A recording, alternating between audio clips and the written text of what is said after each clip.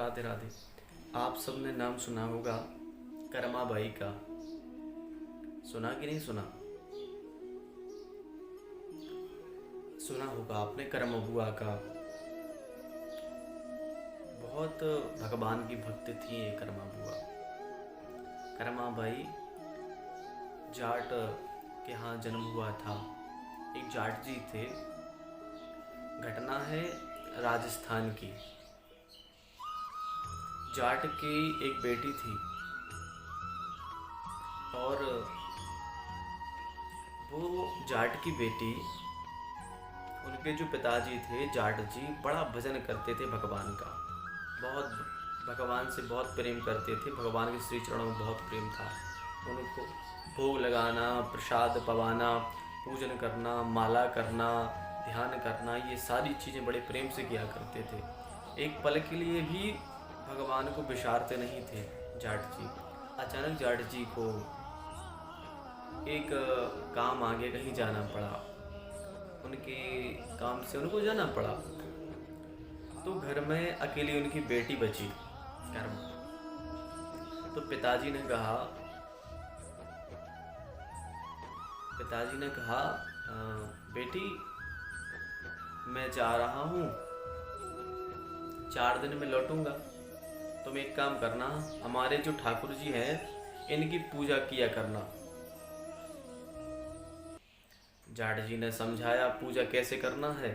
सुनो, पहले स्नान कराना, फिर उन्हें कपड़े पहनाना, फिर उन्हें भोग जरूर लगाना, और सुनो, उन्हें खिलाकर ही खाना।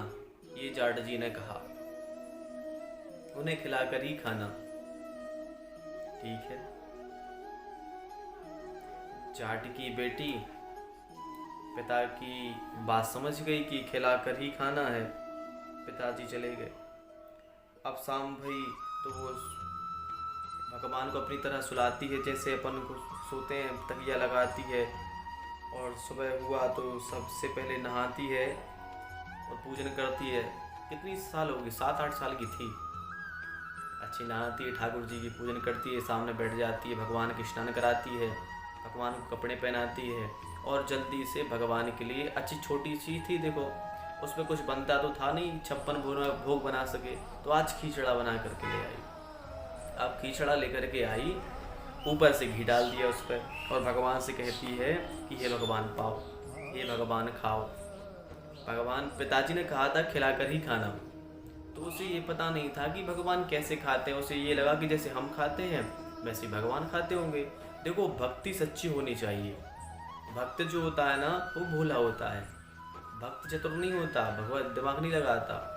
जिसके अंदर चतुराई आई, भगवान उसके अंदर से निकल जाते हैं। जिसके अंदर सरलता और सहजता आ गई, भगवान उसके हृदय में अपना स्थान बना लेते हैं। अच्छा, जैसे आपके देखिए कॉलोनी में कोई चतुर लोग रहे, होशियार रहे, तो आपको पसंद नहीं होगा उनका नेचर। अरे बड़ा बड़ा होशियार है, बड़ा परेशान करता है। होशियार लोग बड़ा परेशान करते हैं। और कुछ लोग होते हैं भोले सरल। आप किसके साथ में रहना चाहेंगे बताओ, भोले या सरल के, या दिमागदार के, होशियार के, चतुर के? चतुर कहते हैं ना इसको। आप किसके बीच में रहना चाहेंगे, चतुर या सरल? यदि आप सरल लोगों को पसंद करते हैं तो याद करना, भगवान भी सरल भक्तों को पसंद करते हैं। चतुर भक्त बिल्कुल भी पसंद नहीं है। अब तो छोटी सी बच्ची ठाकुर जी को बढ़िया से बिठाती है, खिचड़े का भोग लगाती है। तो इस पर एक भक्त का भजन भी है, थाली भर के लाई रे खिचड़ो, बाप घी की बाट की, जीवो मारो श्याम घड़ी, जिमावे बेटी जाट की। ये बहुत प्यारा भजन है, किसी भक्त ने गाया है। बहुत अच्छा भजन है। जब ठाकुर जी को भोग लगाया, ठाकुर जी ने नहीं पाया, वो तो यही सोचती थी कि ठाकुर जी आते होंगे और खाते होंगे। अब बैठी सामने, सुबह से शाम हो गया, ठाकुर जी ना आए। उसने कहा, ठाकुर जी देखो, पालो, आप भोजन कर लो। अब देखो, बाबा जी तो है नहीं कि आप उनके भरोसे बैठे रहोगे तो आपको वो खिलाएंगे, वो तो है नहीं, इसलिए आप खा लो। बहुत उसने मनाया कि ठाकुर जी आइए आइए, भोजन लगाइए, भोग लगाइए। जब ठाकुर जी बहुत समय तक नहीं आए तो जब उसके हृदय से करुण पुकार निकली कि ठाकुर जी हमारे पिताजी कह गए हैं जब तक ठाकुर जी को भोग नहीं लगाएंगे तो तुम नहीं खाना। तो ठाकुर जी सुन लो, जब तक आप नहीं पाओगे तब तक हम भी भोग नहीं लगाएंगे, हम भी भोजन नहीं करेंगे, हम चाहे मर जाएंगे पर भोजन नहीं करेंगे। जब उसके अंदर से इस प्रकार की करुणा पुकार निकली और कहा कि ठाकुर जी इस भरोसे मत रहना कि पिताजी खिलाएंगे, वो तो बाहर गए हैं, चलिए हे ठाकुर जी आइए हमारे भोजन का भोग लगाइए। जब ये हृदय से भाव निकला, ठाकुर जी प्रत्यक्ष आकर के आज तो खिचड़ी का भोग लगाते हैं। ऐसी थी कर्मा बुआ जो ठाकुर जी को भोग लगाया करती थी। कर्मा बुआ सोचती हैं कि ठाकुर जी 56 भोग खाने वाले हैं, कहाँ खिचड़ी खाएंगे, लेकिन ठाकुर जी ने बड़े प्रेम से ठाकुर जी ने भोग पाया। ऐसी भक्त सोचिए आप, ठाकुर जी जिसके साथ में बैठ के भोजन करें उसके क्या भाग्य होंगे, उसके भाग्य की तरह सराहना दी जाएगी। जब ऐसा भगवान ने उनका प्रेम देखा तो ठाकुर जी स्वयं आ गए, खा लिया ठाकुर जी पधारे। फिर वही जाट की बेटी अंतिम समय में बूढ़ी हो गई तो पैदल राजस्थान से जगन्नाथपुरी चली गई और वही जाट की बेटी जगन्नाथ मंदिर के पास एक घास की कुटिया बनाती है और रहने लगती है और भगवान को रोज खिचड़ी खिलाती है। हाँ,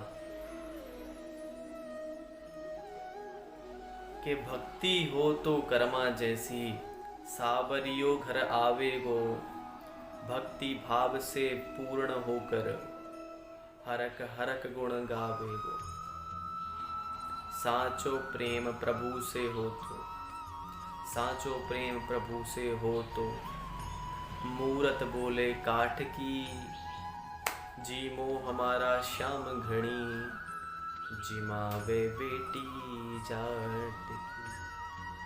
क्या भाव, वो बेटी जाट की अब जगन्नाथपुरी में रहने लगी और नित्य प्रति रोज भगवान जगन्नाथ जी को बुलाती है। जैसे खिचड़ी बने, जगन्नाथ आइए, जगन्नाथ आइए, मेरे खिचड़ी का भोग लगाइए, हे जगन्नाथ जी आइए, मेरी खिचड़ी का भोग लगाइए। जगन्नाथ जी आते और गोद में बैठकर खिचड़ी का भोग लगाते। नियम बन गया। अब तो कर्मा बहुत बुढ़ी हो गई, जब बूढ़ी हो गई तो जल्दी उठ ना पाई, कभी लेट उठी तो कभी बिना नहाए खिचड़ी चढ़ा दे, दाल डाल दे, चावल डाल दे और बिना नहाए ठाकुर जी को बुलाना प्रारंभ कर दे, जगन्नाथ आइए, मेरे जगन्नाथ आइए, मेरी खिचड़ी का भोग लगाइए। बड़े भाव से बुलाती, भगवान आते और खिचड़ी का भोग लगाते। एक बार एकादशी के दिन भी खिचड़ी का भोग लगाया कर्मा बुआ ने। अच्छा, इनका नाम कर्मा क्यों पड़ा? भगवान इनके द्वार पर खड़े हो जाते हैं और चिल्लाते हैं, जल्दी कर्मा, मुझे पुजारी जी आ जाएंगे और मुझे 2 बजे खाने के लिए देंगे। तो ठाकुर चिल्लाते, जल्दी कर्मा, जल्दी कर्मा, जल्दी कर्मा, जल्दी कर्मा। भगवान कहते, इसलिए उसका नाम ही पड़ गया कर्मा, कर्मा बाई नाम पड़ गया।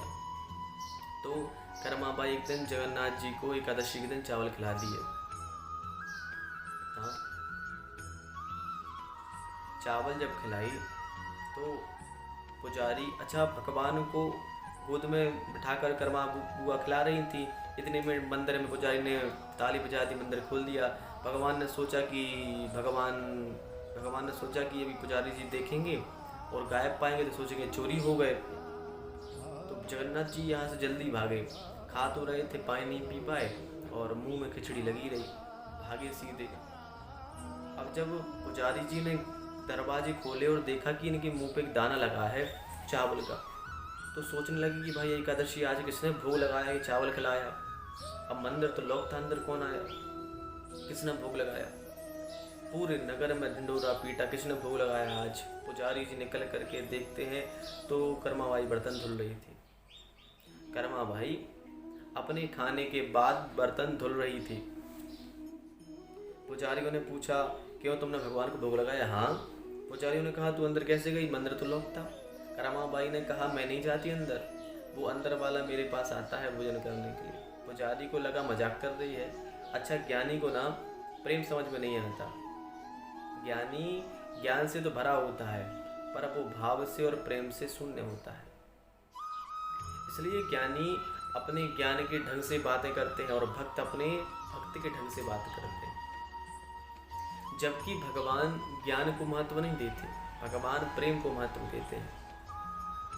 पुजारी तो आए और पुजारियों ने कहा कि ठीक है, तुम भगवान को भोग लगाती हो कैसे? बोले भगवान आते हैं। पुजारियों ने कहा मजाक कर रही हो, हमारे बाप दादी मर गए, उनको दर्शन नहीं दिया, हम भक्ति करते हैं हमें दर्शन नहीं दिए, तुम्हें दर्शन दे दिए। रमाबाई बोली पता नहीं आपको क्यों दर्शन नहीं दिए, हमें तो रोज दर्शन देते हैं गोद में बैठ करके। पुजारी जी बोले कल आएंगे तेरे घर।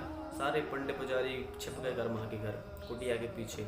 और सवेरे कर्मा बाई सवेरे फिर बनाती है, भगवान को फिर बुलाती है, भगवान को गोद में बिठाया खिला रही है। तभी पुजारी जी ने कहा कि खिचड़ी जा तो रही है पर कौन खा रहा है, दिखाई नहीं दे रहा है। तब पुजारियों ने कहा कि कर्मा कैसे खिचड़ी खिला रही है?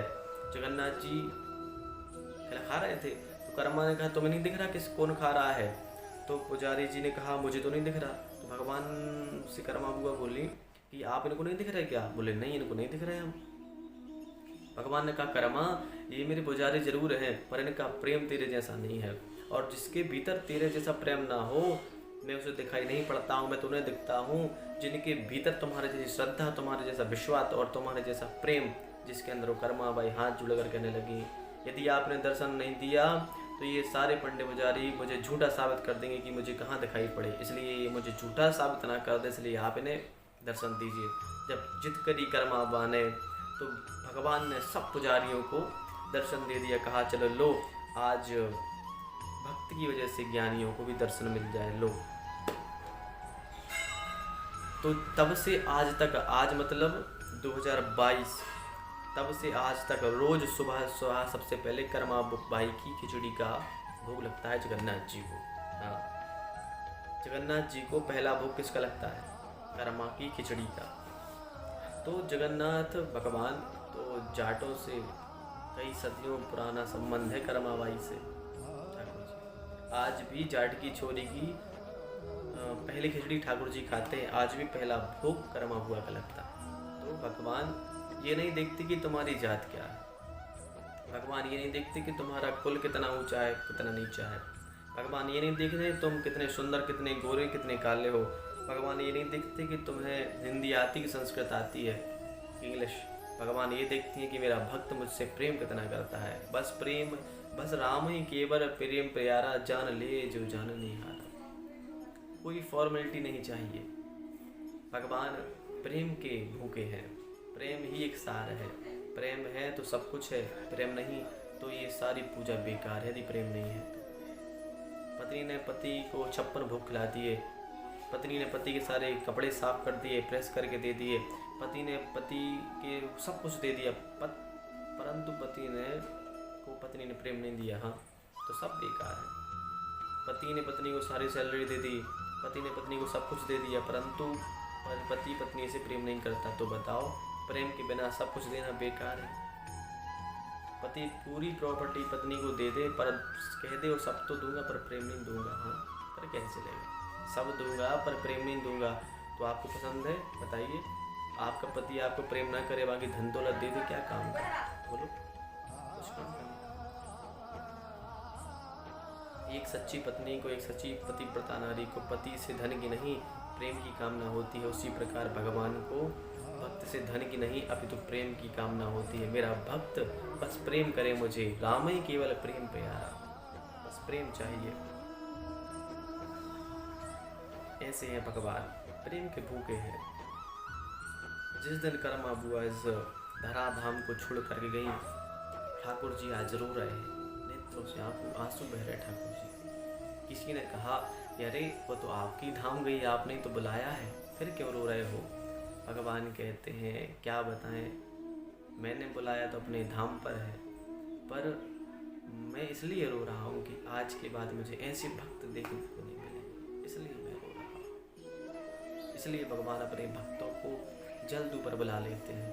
भगवान से किसी ने कहा कि आप अपने भक्तों को जल्द क्यों बुला लेते हैं? भगवान कहते हैं इस धराधाम में बड़े कष्ट है। हमारी माया हमारे भक्तों को पल पल परीक्षा लेती है, पल पल हमारे भक्तों की परीक्षा लेती है माया। बहुत कष्ट में रहते हैं, इसलिए मैं अपने भक्तों को जल्द ही अपने धराधाम पर बुला देता हूँ। तो तब से आज तक कर्मा हुआ का भोग जगन्नाथपुरी में लगता है। आप सभी को कर्मा जयंती की बहुत बहुत शुभकामनाएं। सभी को प्रणाम।